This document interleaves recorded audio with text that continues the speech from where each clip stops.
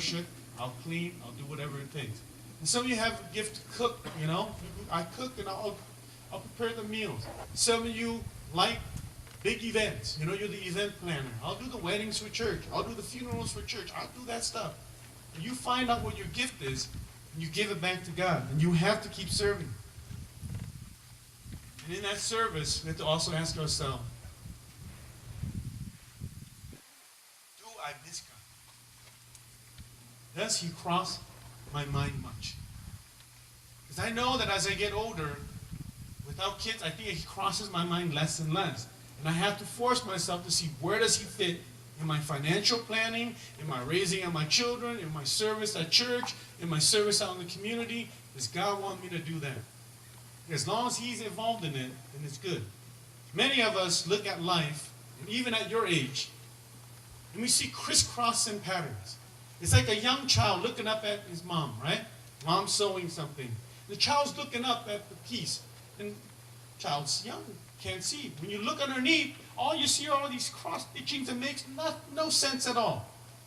You go, Mom, what are you doing? Mom's saying, wait, I'll show you. But I want to see. It looks messy. It doesn't even look good. It's beautiful.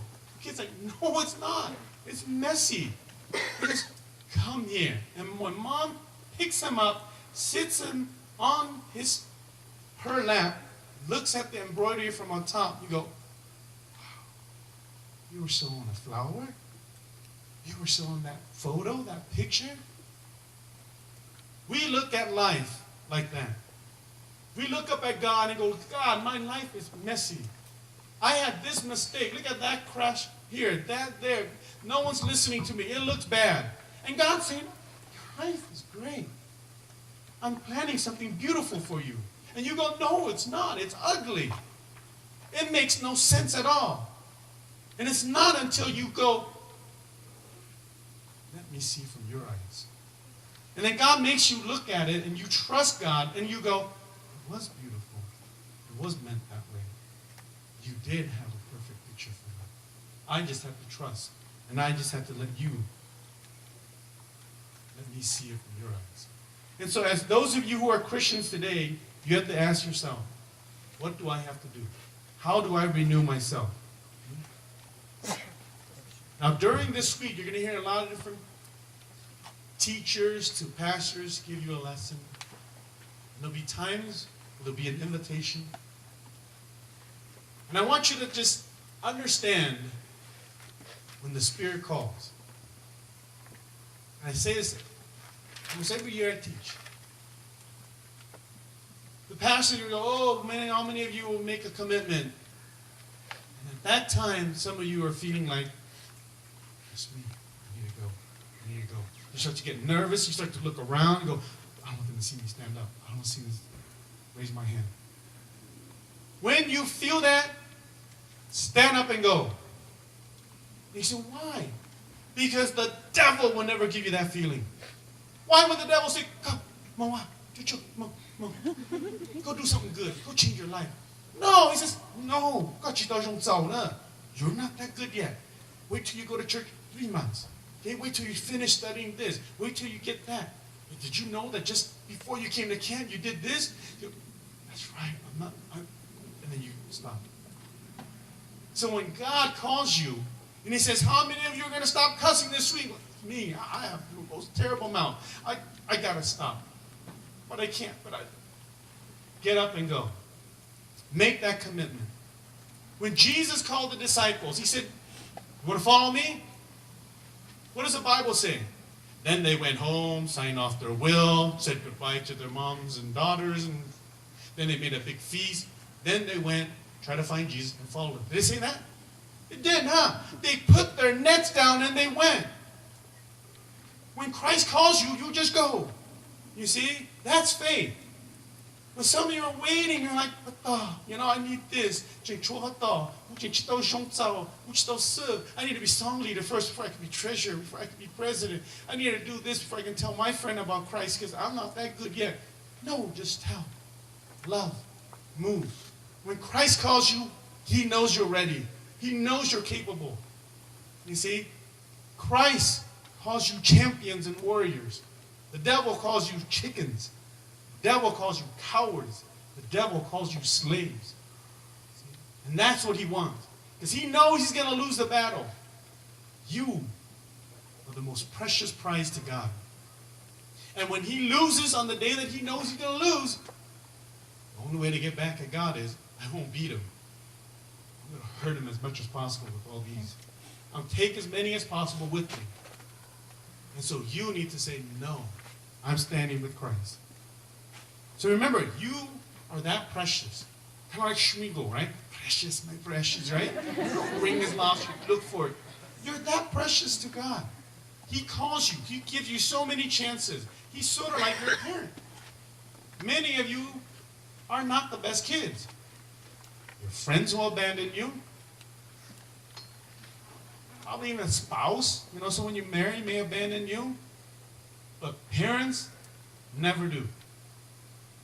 You can yell at your mom and dad, and when you come back, come here, stay in that room. Let's do this. You can yell, you can fight, you can say anything you want, but they will always love you. And Christ is like that. You are precious to him. He never wants to lose you. And it starts with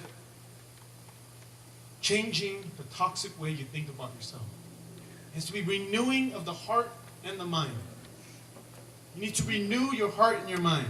Matthew 22:37. Just write that verse down. You can read it later. You shall love the Lord your God with all your heart, all your soul, with all your mind. You shall love the Lord your God with all your heart. It's a simple commandment. Before Jesus said that in Matthew, you had the books of Leviticus, Exodus, all those with all those laws. They had so many rules. It's almost like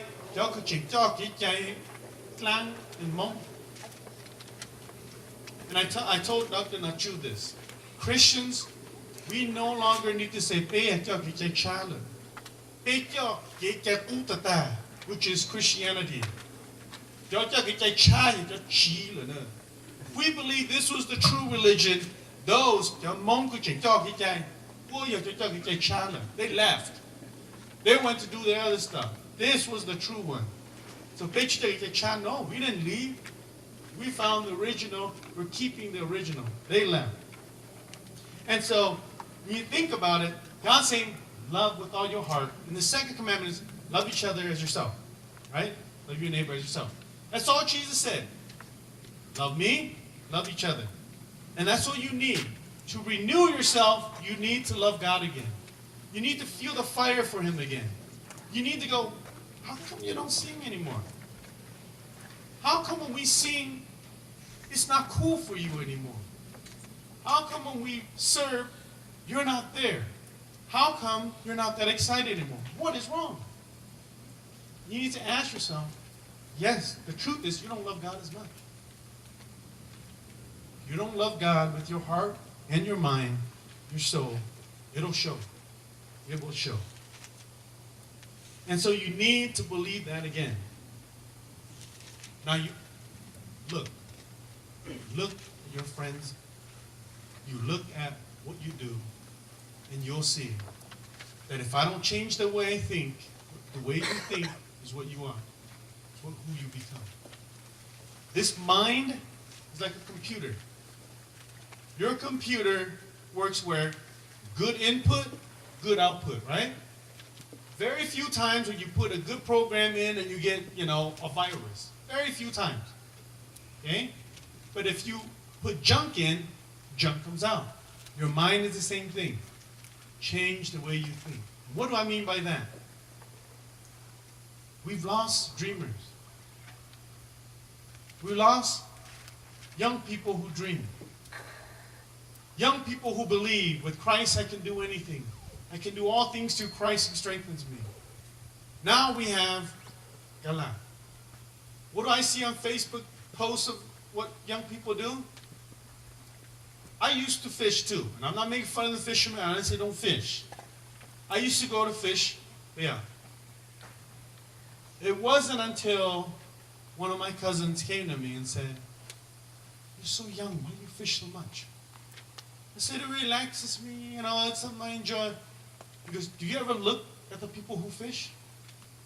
Minita. Those are old people out there, usually. They've already accomplished what they have, then they go out to relax. Many of us fish so much we don't do anything else. You stop living your life. The fish will always be there, but your youth won't be. You see? Unless you're a pro angler, okay? Bass pro fisherman, that's fine. Make a living. So in other words, do it in moderation. You look at those, some of you know people who hunt, especially some of the older men, yeah. Don't you wish that your parents were that excited, or hunters were that excited, or your friend who hunts is that excited about you in your life? I always talk to grown men and I go, you spend $500-600 like that. Your kid plays sports, you won't even buy him that $100 Nike shoe. You tell him to go buy the Kmart shoe, the Walmart shoe, or the one that's on sale. Yet for you to go hunting, $500, you don't even care. Then we also have gamblers. I said, many of you go to the casinos. You take your check and you go, you put a green chip, $25, one at a time. It doesn't even hurt you. And your kid goes, I need a new book. I need a computer. And you go, ah. And then you take your kids out to like the fair and they want a cotton candy. And you go, Kihang, $10? Kihang? Yeah, you put $100 and you don't care. Soon you will be in that. And you will have to decide, I need to be that energetic. I need to prepare like how I prepare before I go fishing, when I go to church. I need to prepare like I prepare before I go hunting. Because every Sunday, Jesus sits at church and he goes, is Mom coming? I can't wait to see him. I can't wait to hear him sing. I can't wait to see him lead the kids. I can't wait to see him. And many of us is, again. All right. Shoeing, no tie today. Just polo shirt. Relax. Muchucho. Down left. Let's get out. And you forget that you're going there to see God. And you no longer love Him. You no longer come there to worship Him. And so because of that, you have no more fire. Your song is just a song. And it's no longer a praise of God. Because like I said, He wants to see, God wants to see, He goes, where's my beautiful daughter? Where's my handsome son? Where's my mover and my shaker? Where's my champion? Many of us don't see that when we come to God. So you're saying, change my heart, change my mind. Think more about God, love Him more. I said, yes, love Him more. Make Him the most important thing in your life. Make Him a part of every decision you make. You say, how do I do that? I said, pray. You need to learn to pray again. See, prayer is sort of like you give up.